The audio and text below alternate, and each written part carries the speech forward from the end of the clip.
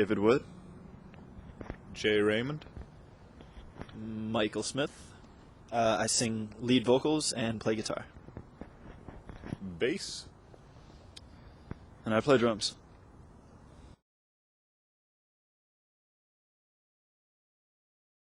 I played. When did the band start? The band started. We're going approximately on 2 years now, so roughly 2 years ago. But I've been playing instruments since I was in fourth grade. I'm sure, well, Dave too. I don't know about you. I started playing when I was 12. 12. So we all basically started more than half our 10 or lives, 12, pretty much. Somewhere in there. Yeah. So about the same time for all of us. We're all kind of from the same area. Before we came here to Northern, where we formed the band, we were all in various bands in our, when we were growing up through high school and stuff like that. And so we just kind of met. Mike and I were in a band all throughout high school, and Jay was in another band, and we used to play shows together. And then when we came to Northern, we're all kind of doing our separate things. We all had our own kind of music projects or ideas going along, and then we just got together and started jamming, and it just worked out. That's basically it. Can you add anything? No, that's pretty much what happened. I agree. Okay.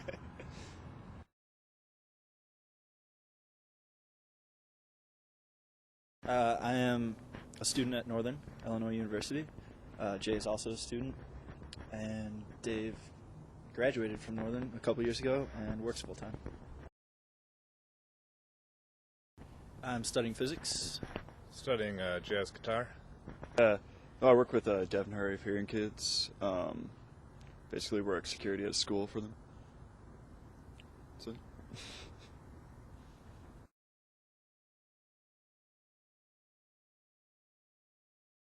Well, we've gone over some changes, but overall we're a standard rock trio with heavily influenced by jazz, funk, blues, more so funk and blues than jazz.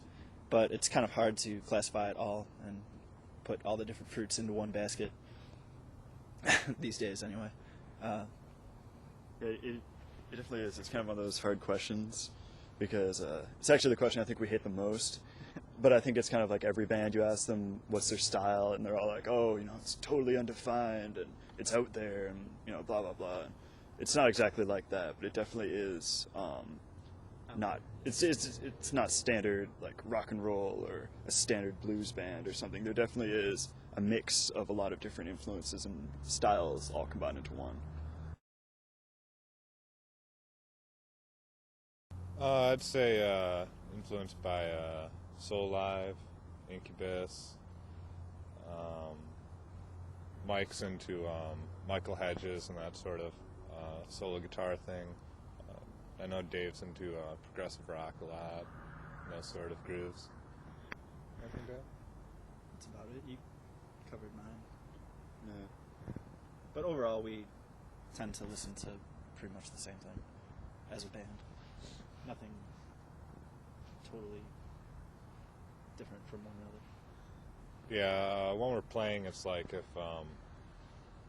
it's really important to try and listen to each other while we're playing, so that way the groove that we're doing matches up. So, I try and avoid playing in one style while, Dave or Mike is playing in a different style and vice versa. Right, yeah, it definitely, the styles aren't exactly the same that we're all into. Jay's more, I would say, more jazz-oriented, and with everyday listening, and I'm more rock, and Mike's a little bit of everything, it seems. So it definitely is a struggle that we battle against, We're all, be influenced and wanting to lay down this more rock groove, while Jay will be, battling against it with something more jazzy, and we'll just kind of have to mold that out. So it's definitely something we do. And that's how we work against. That's how we achieve the combination of all three of those That's definitely elements. Theoretically, it could work against us, unless we work against it harder. And just because it's not mainstream now doesn't mean that, it won't necessarily be the next big thing. I also think that there's definitely an aspect of Superstring that, it's kind of like a multi-layered where there's an aspect of it that's very catchy and very mainstream sounding at certain times, and then there's other aspects where we'll go off into like a groove section or a solo section, and we'll definitely try and tie it all together. So it's not like a huge musical experiment where you have to be a music major to understand it or anything, but it's definitely listenable on all levels. So it's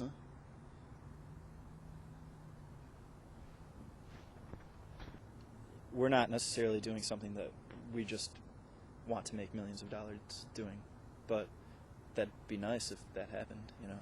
I wouldn't complain. It's just I just hope there's people out there that give 2 cents about what we're playing and would like to hear it. I'd just say that it's more important to try and make good music than commercial music. Yeah, I would agree with both of them combined.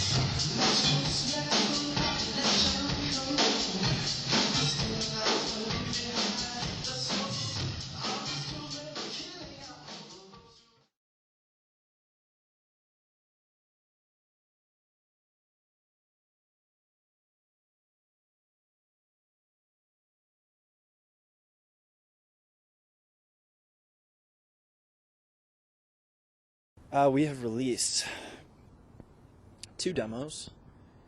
Our first was a 4-track release that we recorded Considerable quality. of considerable quality at our house with the bare minimum. But the second recording was, where did we do that? At our house again? Yeah. Yeah. We recorded it. Well, it's multi-track on the computer, right? Yeah.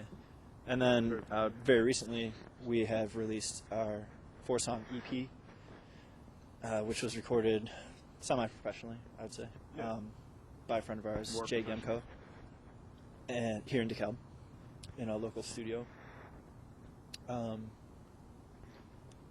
Next, I guess a full-length album would be called for. Yeah. Standard 10 or 12 tracks, something like that. Yeah. I think we're all getting pretty tired of the bad quality releases. Although they're really cheap and easy to make, they're not exactly fully representative of I think what we want our sound to be. But the newest EP we just released, I think, it's pretty decent enough to represent what I would be proud to show people. But the first 2 demos were just kind of you know, like we recorded the first one in a one-take recording session, you know, with just microphones hanging. So it's definitely not professional quality, but it's definitely something to get your sound out, which is, you know, the most important thing, I think, right now anyways. Yeah, you can order that EP on www.superstringband.net.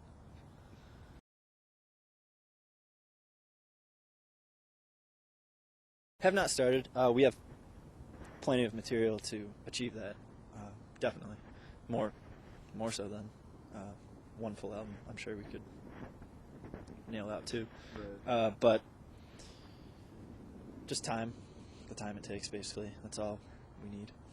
Yeah, we're definitely focusing more on gigging right now, Yeah. playing out, getting our sound out. You know, we're more interested in like getting a big following and trying to get people to, you know, recognize the name and come to the shows, you know, and look forward to that stuff. Than work on a, you know, full-length album, because our EP alone, or our LP, our EP, which we rushed, I would say a little bit, took like a considerable amount of time.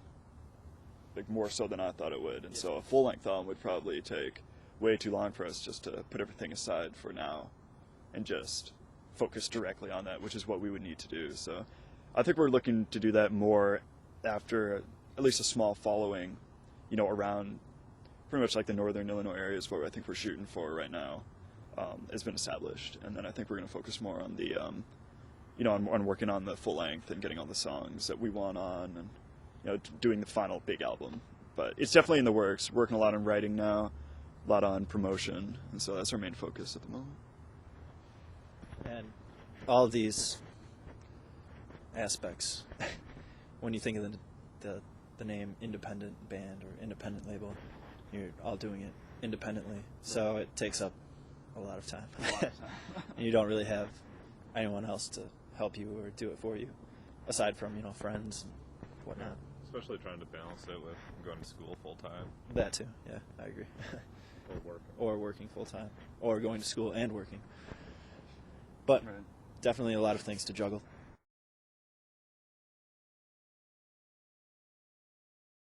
We've played in town, in DeKalb, a lot. We've played in Chicago a couple times, Here and there. here and there. No place worth mentioning. Yeah, a couple dive bars. It's tough, basically. But we're looking to get more local gigs, not in DeKalb. You know, around, you know, within like a 50 to 100 mile radius, Right. if not more. It all depends on, you know, transportation and whatnot. Yeah, we definitely do frequent autos here a lot. That's kind of like our home venue, I would say. 'Cause we've played there, let's see, maybe like 6-7 times in the past. Maybe more than that in the past couple of years. Just supporting bands, headlining shows, different things like that. So it's definitely our venue we play most around here. But like he was saying, you know, juggling school and work and everything, it definitely takes away from your ability to just work on a band full time. And so right now, like I said, that's what we're really focusing on, is getting press kits out, you know, talking to managers, talking to club owners and stuff like that, to really spread out across the northern Illinois, really looking to get into Chicago, getting deep into, you know, any venue we can there, northwest suburbs, you know, any major city basically, right?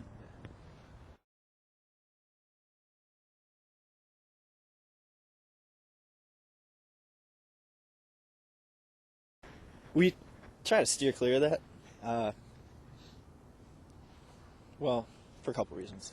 That's not what we want to do. Some people do that because they have to. Some people do it because they want to. But we really want to come up with an original sound with as few outside influences as possible, I guess. I just don't like playing covers. Yeah, and we just don't like playing covers.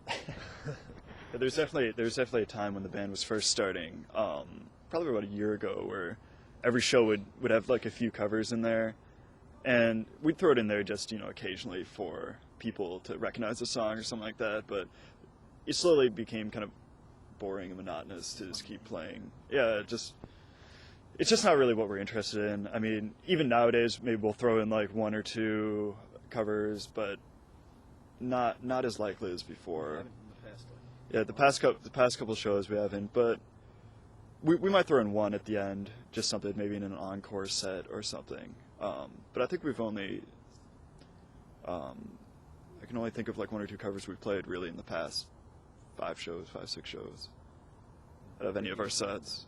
Radiohead tune and Doors tune. Yeah, That's about it. some Jimi Hendrix or some Beatles, but nothing. Definitely not more than 1 or 2 for each set.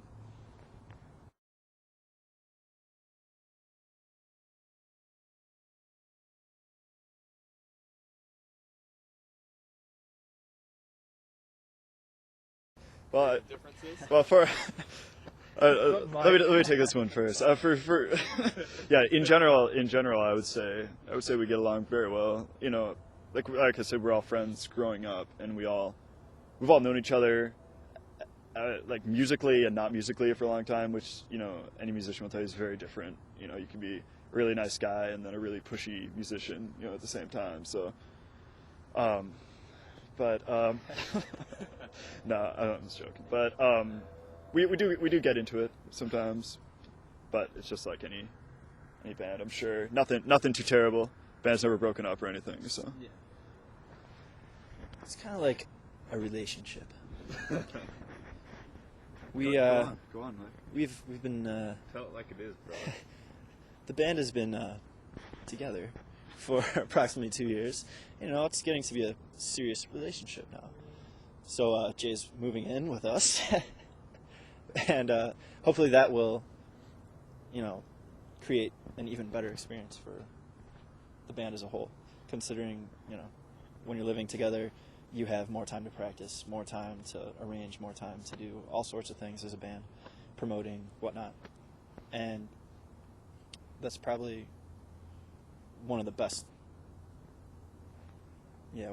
things to have as a band is to live close to each other, if not together. So short answer, yes, we do get along pretty well, I would say.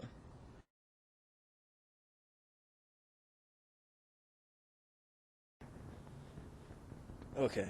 Our our ultimate goal would obviously be to, you know, have an extraordinarily large fan base, and, you know, have as many people as we can know of us, listen to our music, you know, get the word out there about our music, you know, give it to a friend, blah blah blah. But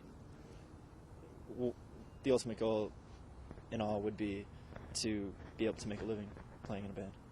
Right. I'd just say trying to make good music and creative music, and music that's artistically redeeming, I guess. That's it.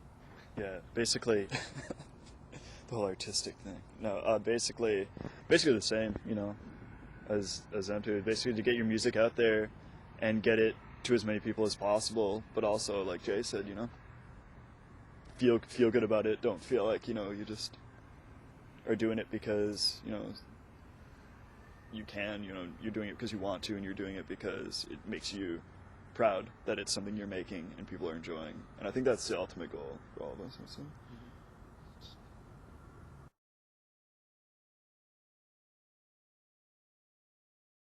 Well, I don't necessarily think it won't affect us at all. If something were to come along like a record deal, you know, I would definitely say we'd probably jump at it depending on what the circumstances and conditions of the deal was.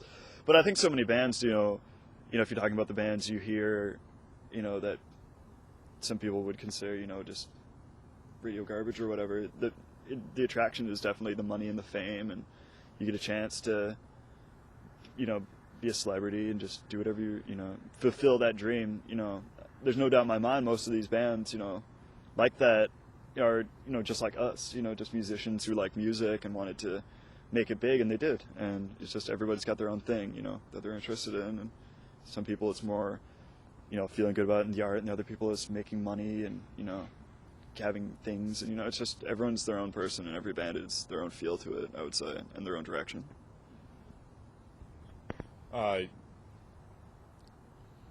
From what I've gathered, it seems to be the choice between doing everything on your own, in which accomplishing things can be difficult, as opposed to doing something with a big company backing behind you, and possibly stifling your creative choices or watering down your music to a degree. And I guess it's kind of an artistic decision almost as to whether or not you want to be able to do something on your own, or have somebody else telling you what to do.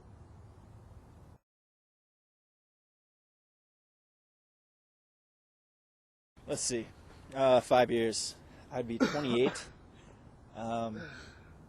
Dave, well, we'd all be, just tack on 5 years to our current age. Yeah, well, who knows? Still in college, A. B, playing shows very frequently and making a living doing so, which is what we would like to achieve, obviously. Very passionate about our music as a whole and would like to take it to the next level. But everyone's got to have a backup plan, I guess. I don't have a backup plan. That's what I'm doing. Two-thirds of everyone has to have a backup plan. But I think the general answer for all of us is, hopefully what we're doing right now, only, like you said, on a bigger level, something where it can not only be an income, but, basically just our main income, or a large part of our income, where we wouldn't necessarily have to have a full-time job or like a full-time career that you have to put everything into, but that could be the music, and the other job could actually be the backup. Something like that, where we could just be doing what we're doing now, only, not having to go to work every day to, earn enough money to buy equipment and drive to shows and stuff like that. Yeah. So. Whereas by going to work every day, it would mean walking downstairs into our basement and picking up our instruments and writing some music, right, and getting paid for it. Yeah, and I think that's basically the dream of every musician, just to be able to just write music and create for a living. But like Mike said, it's definitely hard. It's definitely hard to perceive doing, and getting up there and getting to be one of those bands big enough to where you can play a show almost every night and pull like a full house supporting it every time. But it's definitely a big dream to shoot for, and one that is achievable, I think. Hard question. That's I think it's definitely something that we're not purposely thinking about. We're just kind of hoping that something will make the decision for us, kind of. Either things really start taking off for us live, or an opportunity of living together maybe in the city or whatever comes together, or we have jobs in this place, something like that. We definitely want to try and stay with the band, stay together, keep doing it. So I think that's the only real way I can answer the question. Well, hopefully some train will come by and ruin the shot. But hopefully, some door will open and we'll either be kicked out of it or pushed into it. And that can be flung through it. Which is good. It can be good. It can be bad. But, Okay. I'm good. www.superstringband.net. The EP is available for download for free. And you can also go to www.myspace.com/superstring, and you can play the music there as well, streaming.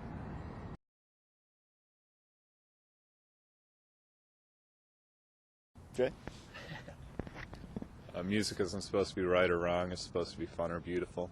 And that's from my guitar teacher, Reed Hack.